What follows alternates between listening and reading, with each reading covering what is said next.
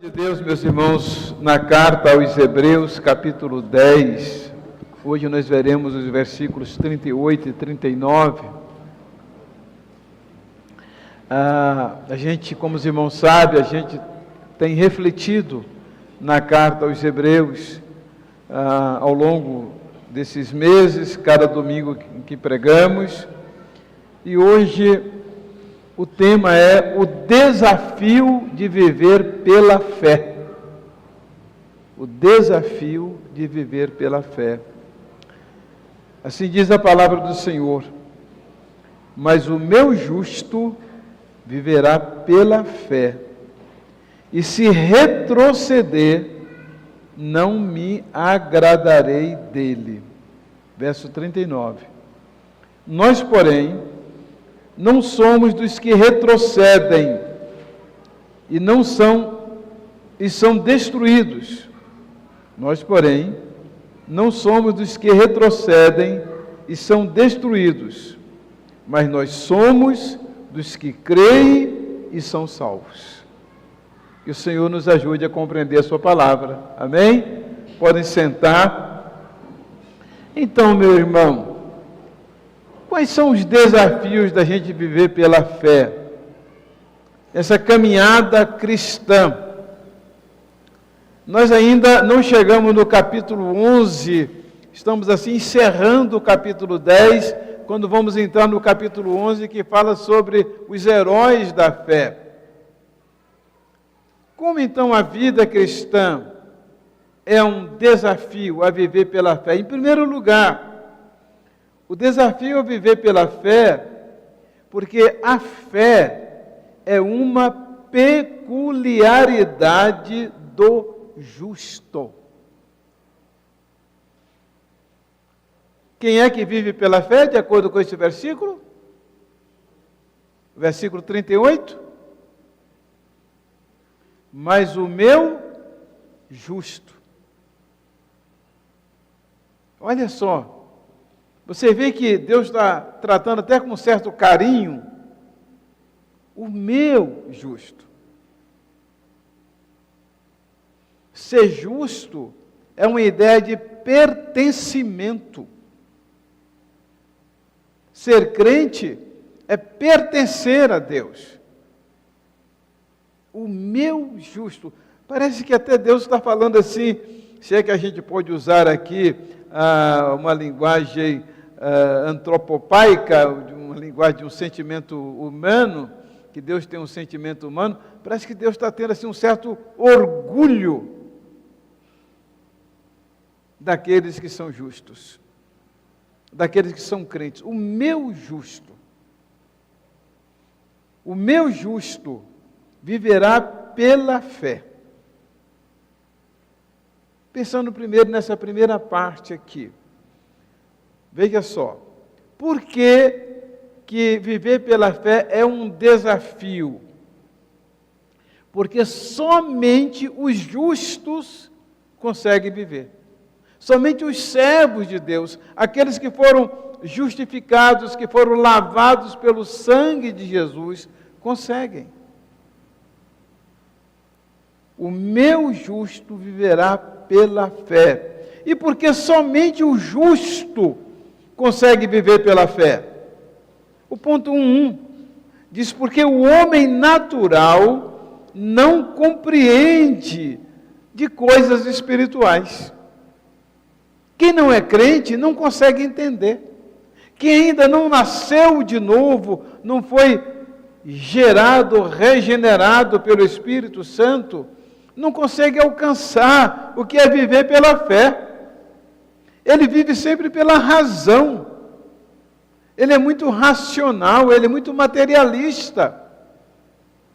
A vida dele não consegue transpor os umbrais, os limites da materialidade. O homem natural não compreende essas coisas. 1 Coríntios 2,14. Ora, o homem natural não compreende as coisas do Espírito de Deus, porque lhe parece loucura o que o crente faz. Isso é loucura.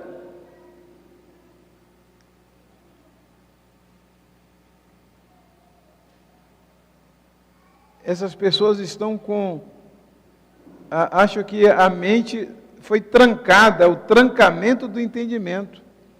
E essas pessoas não podem entendê-las, porque elas se discernem no campo espiritual. Não é no campo da razão material, mas no campo espiritual. Agora, no versículo 15, diz que somente o crente, somente o justo, consegue entender estas coisas. Mas o que é espiritual discerne bem tudo, e ele de ninguém é discernido. Já aconteceu com você? Das pessoas não conseguirem compreender você? Não conseguirem compreender o que é que viver pela fé, o que é servir a Deus, o que é dedicar tempo a Deus, o que é contribuir para a obra de Deus? Por quê? Essas pessoas, elas não nasceram de novo, são naturais, o homem natural. Elas não nasceram espiritualmente. Então, por que só o justo consegue viver pela fé? Por que é uma peculiaridade do justo? Porque só o justo, só o crente nasceu de novo. Mas há uma segunda razão. Ponto 1.2. Porque é uma revelação feita exclusivamente aos pequeninos. Somente aquele que não é exibido, que não é exaltado, que não é arrogante, somente aqueles que são humildes, esse é o sentido de pequenino aí. Aí Jesus em Mateus 11:25 vai dizer: eu te louvo, Pai, Senhor dos céus e da terra, porque escondeste essas coisas dos sábios e dos cultos, e as revelaste aos pequeninos. Quer dizer, você não precisa ter sabedoria humana, você não precisa ter cultura humana para poder compreender o que é viver pela fé, porque é uma peculiaridade do justo. Deus só revela isso para os crentes, para o povo dele, e assim mesmo aqueles que se humilham, porque até aquele crente que é meio pedante, meio exaltado, às vezes ele não consegue alcançar o viver pela fé. Em terceiro lugar, é uma peculiaridade do justo, ponto 1.3, porque é uma revelação oculta, escondida, à religiosidade e à filosofia. O religioso e o filósofo não conseguem entender isto. Quando eu digo religioso, é aquela pessoa que vive apenas de religiosidade, não vive de espiritualidade, não vive de comunhão com Deus. Tem uma religião tradicional, uma religião costumeira, rotineira, sem relacionamento com Deus, porque nós vimos no versículo anterior que Deus revela, é preciso ter uma revelação de Deus.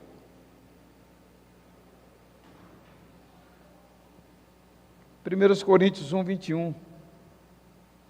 Visto que na sabedoria de Deus, o mundo não o conheceu por meio da sabedoria humana.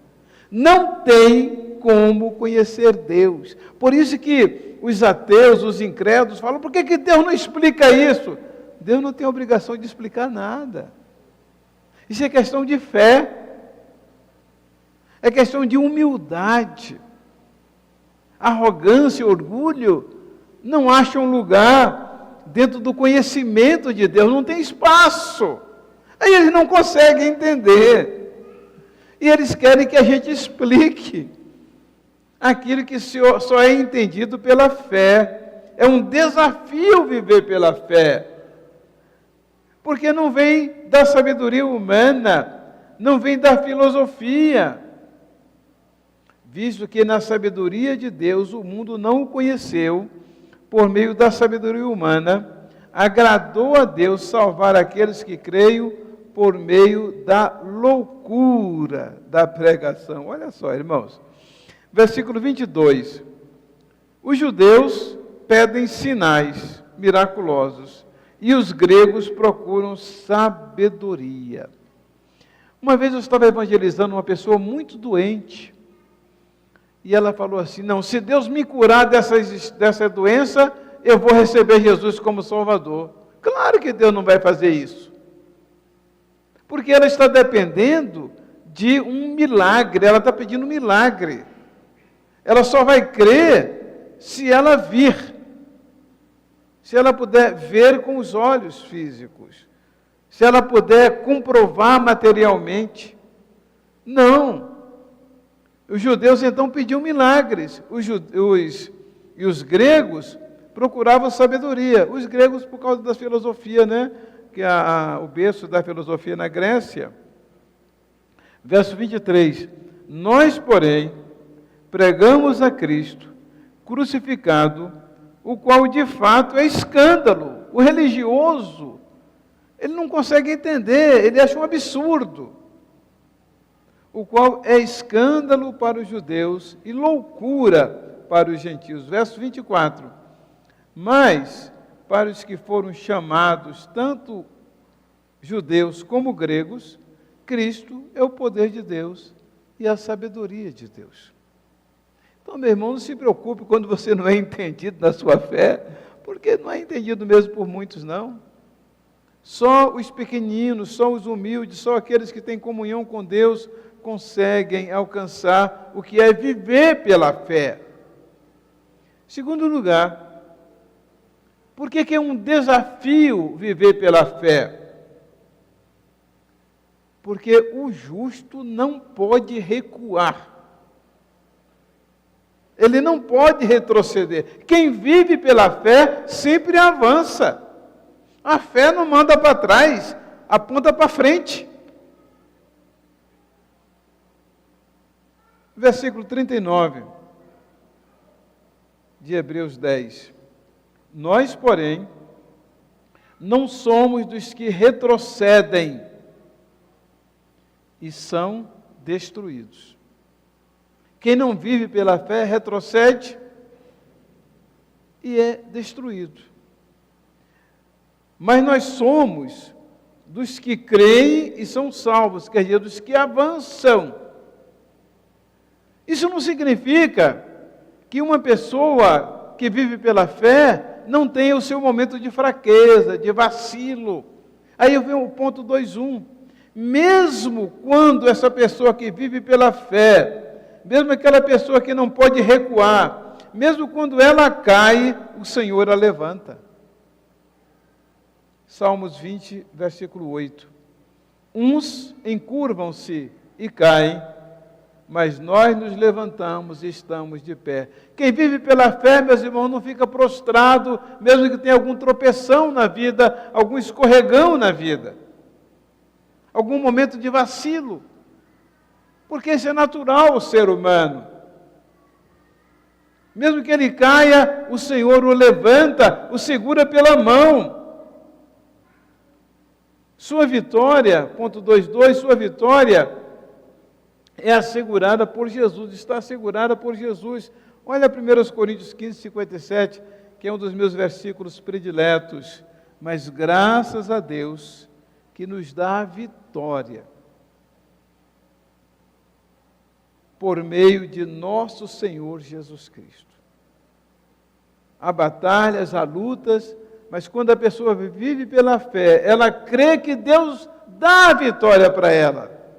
Mesmo que ela tenha um momento de vacilo, um momento de tropeção, mas ela se levanta, Deus segura pela mão, e ela é conduzida pelo Senhor.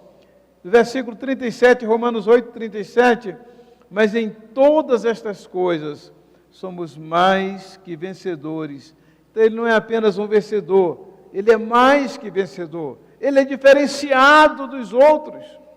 Por isso que lá em Malaquias vai dizer, e vocês vão ver a diferença entre o justo e o ímpio, entre o que serve a Deus e o que não o serve. Exatamente porque é um desafio viver pela fé. Terceiro lugar, meus irmãos, Porque o justo não recua, ele vive pela fé, ele não recua. E nada o separa do amor de Cristo. Olha só as circunstâncias que podem sobrevir àquele que vive pela fé. Quem nos separará do amor de Cristo? Será a tribulação? Viver pela fé não é viver sem tribulação. Viver pela fé não é viver sem angústia. Viver pela fé não significa que você não vai ser perseguido. Não significa que você não vai ter fome, que um dia não vai faltar alimento na sua casa. Não significa que você vai ter todas as roupas que você quer. Aqui ele admite até mesmo a possibilidade de nudez, perigos, armas, aqui espada, mas armas. Quem nos separará do amor de Cristo? Tribulação, angústia, perseguição, fome, nudez, perigo, a espada? Não. Verso 38, como está escrito, por amor de ti enfrentamos a morte todos os dias. O cristão, ele é submetido a perigos de morte diariamente. O cristão é considerado como ovelhas destinadas ao matadouro. Verso 37. Mas em todas essas coisas somos mais que vencedores. Verso 38. Porque estou convencido de que nem morte, nem vida, nem anjos, nem demônios, nem o presente, nem o porvir, nem quaisquer poderes, verso 39, nem a altura, nem profundidade, nem qualquer outra coisa da criação será capaz de nos separar do amor de Deus que está em Cristo Jesus, nosso Senhor. Ele não vai recuar, ele não vai retroceder, não. Quem vive pela fé está sempre caminhando para frente, a despeito de todas essas situações que lhe sobrevêm, com as quais ele se defronta. Em quarto lugar, quem vive pela fé avança sempre. Ele corre a carreira proposta. Ele sabe que tem um alvo. Hebreus 12:1, esse versículo que eu cito tantas vezes aqui. Portanto, nós também nós, uma vez que estamos rodeados por tão grande nuvem de testemunhas, livremo-nos de tudo o que nos atrapalha e do pecado que nos envolve e corramos com perseverança a carreira que nos está proposta. Ele não é somente avançar, não é somente ficar para trás, não. Ele não anda devagarinho marcando o passo, não. Ele corre, ele avança, ele mantém o foco, 2.5, ele mantém o foco, ele prossegue para o alvo. Filipenses 3:14. Prossigo para o alvo. Ele mantém o foco. Pelo prêmio da soberana vocação de Deus em Cristo Jesus. Meu irmão, você não é um qualquer. Você tem uma vocação suprema, soberana de Deus. Deus tem um alvo soberano para você. Tem uma proposta soberana para você. E aí você não pode recuar. Esse é um dos grandes desafios. O primeiro desafio que nós vimos é que é peculiar ao justo. Não adianta que o incrédulo não vai entender. E o segundo, quem vive pela fé não pode recuar. É como o pastor Fernando Brandão, de Missões Nacionais, sempre pergunta, vamos recuar? Aí todo mundo diz, não, vamos avançar. Então, nessa nossa luta, nessa caminhada, desafio cada irmão a não se entregar ao desânimo, não se entregar à tristeza, não se deixar derrotar, não se deixar abater pelos seus pecados, mas se arrepender deles, levantar, estar de pé e prosseguirmos nessa obra, porque aquele que prometeu é fiel, é o que a palavra de Deus nos diz. Amém?